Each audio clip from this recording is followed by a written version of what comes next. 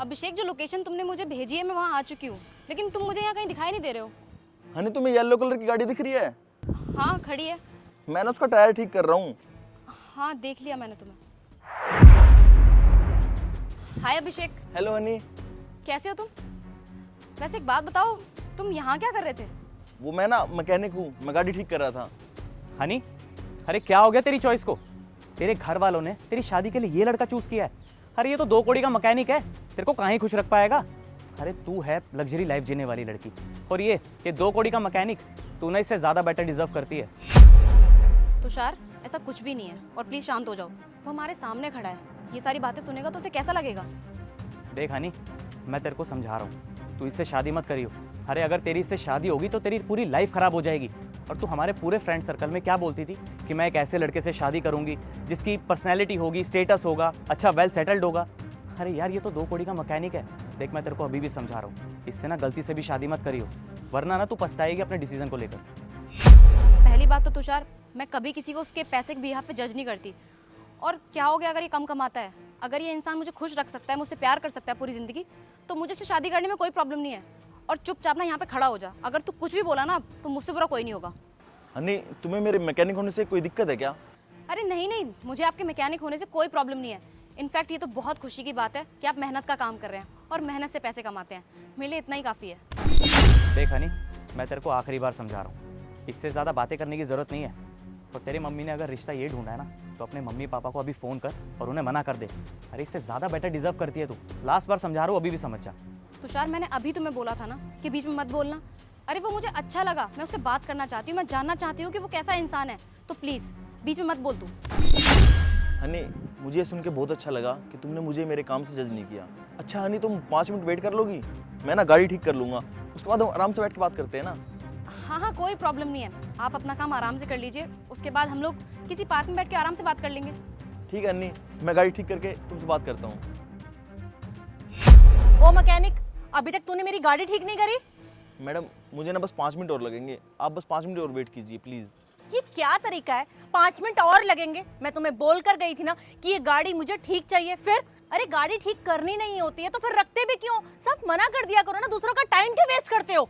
Madam ji please मुझे माफ़ कर दीजिए, बस 5 मिनट और दीजिए, मैं अभी गाड़ी ठीक कर दूंगा। 5 मिनट का मतलब 5 मिनट, उससे 1 मिनट भी ऊपर नहीं। जल्दी से मेरी गाड़ी ठीक कर।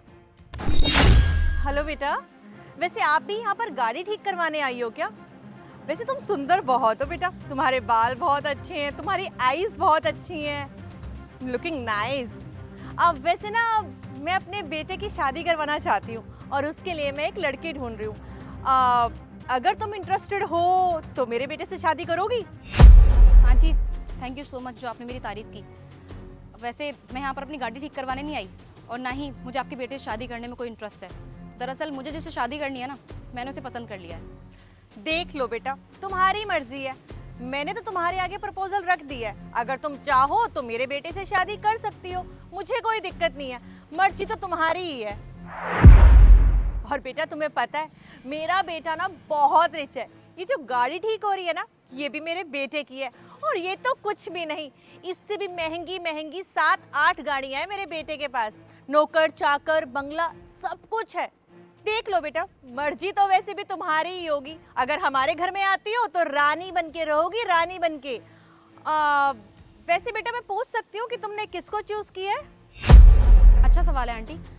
ये जो गाड़ी ठीक कर रहे हैं ना, मैं इन्हीं से शादी करूंगी। इनफैक्ट इनको मेरे मम्मी पापा ने पसंद किया है मेरे लिए। बेटा तुम कैसी बात कर रही हो? ये 2 कौड़ी का मैकेनिक मिला था तुम्हें? अरे वो खुद से 15 से 20 हजार रुपए महीना कमाता है, खुद का तो खर्चा ठीक से उठा नहीं पाता है। अरे तुम्हारा खर्चा कहाँ से उठाएगा? अरे ढूंढना ही था तो कोई ढंग का ढूंढती ना। ये क्या 2 कौड़ी के मैकेनिक को चूज कर लिया? अरे हनी, क्या सोच रही है? तुझे सामने से इतना अच्छा ऑफर मिल रहा है। अरे आंटी कितनी रिक्वेस्ट कर रही है, कितना इंसिस्ट कर रही है अपने बेटे के लिए।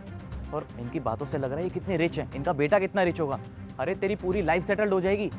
मैं तो कह रहा हूँ इन्हीं के बेटे से शादी कर ले, और इस फटीचर के चक्कर में मत आइयो। तुषार, मैंने तुमसे पहले ही बोला था ना कि तुम बीच में मत बोलना। और मेरे लिए इंसान का ना नेचर मैटर करता है, ना कि उसका पैसा। और रही बात आंटी आपकी, आप बोल रही हो ना कि आपके पास बहुत पैसा है और आपके बेटे के पास ऐसी ना जाने कितनी सारी गाड़ियाँ हैं। इस चीज़ से ना एक बात तो साफ पता चल गई है कि आपके अंदर ना पैसों का बहुत घमंड है। और अगर आपके अंदर घमंड है तो आपके बेटे के अंदर तो डेफिनेटली घमंड होगा ही। कुछ इसी तरीके के संस्कार दिए होंगे आपने अपने बेटे को। अगर आप गरीबों को कुछ नहीं समझती हो तो शायद आपका बेटा भी कुछ नहीं समझता होगा।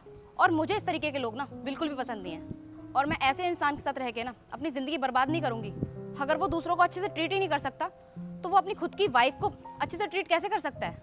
I am so sorry aunty, लेकिन मैं अपने डिसीजन से ना बहुत खुश हूँ। बेटा तुम भी क्या इस मैकेनिक के पीछे पड़ी हो? अरे क्या है इस दो घोड़े के मैकेनिक में? मैंने तुम्हें बोला था ना मेरे बेटे से शादी कर लो। अरे रानी बन के रहोगी, रानी बन के। पर पता नहीं तुम्हें इस दो घोड़े के मैकेनिक के पास क्या दिख रहा है। अरे ये जो पोर्शे ठीक हो रही है ना, ये मेरे बेटे की है। और मैंने तुम्हें भी थोड़ी देर पहले ही बताया था ना कि ये पोर्शे तो कुछ भी नहीं, इससे भी बड़ी बड़ी गाड़ियां हैं मेरे बेटे के गैरेज में। और हमारे पास बंगला, गाड़ी, सब कुछ है। ऐश करोगी ऐश। पता नहीं तुम्हें समझ क्यों नहीं आ रहा है। मैं मानती हूँ आंटी कि आपके पास बहुत पैसा है, आप बहुत ज़्यादा अमीर हैं, आपके पास बड़ी बड़ी गाड़ियाँ हैं, लेकिन आपको ना कोई हक नहीं बनता कि आप किसी गरीब का मजाक उड़ाएं। देखिए आंटी, पहली बात तो ये है कि आप मुझसे ना उम्र में ज़्यादा बड़ी हैं, और दूसरी बात आप इनकी कस्टमर हैं। बस ये दो ही रीज़न है जिसकी वजह से मैं अभी तक चुप खड़ी हूँ, वरना आपकी बातों का जवाब ना मैं आपको अच्छे से दे सकती हूँ। देखो बेटा, तुम्हें जो करना है अपनी लाइफ में वो करो, पर मैं तो तुम्हें अभी भी यही सलाह दूंगी कि इस मैकेनिक से शादी मत करो। पूरी जिंदगी बर्बाद हो जाएगी। इसने अपनी लाइफ में तो कुछ किया नहीं है, तुम्हें भी ये अपनी तरह बना देगा। ये तो गाड़ियां ठीक करेगा और तुम इसकी गाड़ियां साफ करोगी। और बेटा मौका है तुम्हारे पास। मैं तुम्हें बार बार एक ही बात बोल रही हूँ कि मेरा बेटा बहुत रिच है, बहुत पैसे वाला है, तुम उससे शादी कर लो। अरे हमारे घर में तुम्हें काम भी नहीं करना पड़ेगा, हर एक काम के लिए नौकर लगे हुए हैं हमारे घर में। मैं मानती हूँ आंटी कि आपके पास बहुत पैसा है, आप बहुत ज़्यादा अमीर हैं, आपके पास बड़ी बड़ी गाड़ियाँ हैं, लेकिन आपको ना कोई हक नहीं बनता कि आप किसी गरीब का मजाक उड़ाएं। चलो भाई, हमें हमारे घर के लिए एक संस्कारी बहू मिल गई है। बेटा वैसे एक बात बोलूं, तेरी चॉइस बहुत अच्छी है। ऐसी संस्कारी बहू हमें मिलेगी नहीं। हाँ माँ, आपने बिल्कुल सही कहा। हनी एक अच्छी पत्नी बनेगी और एक अच्छी बहू भी। एक minute, I am so sorry, लेकिन मैं समझ नहीं पा रही हूँ कि यहाँ पर हो क्या रहा है। मैं समझाता हूँ हनी। ये ना मेरी मम्मी है और ये गाड़ी भी मेरी है, और मैं मैकेनिक बनने का बस ड्रामा कर रहा था।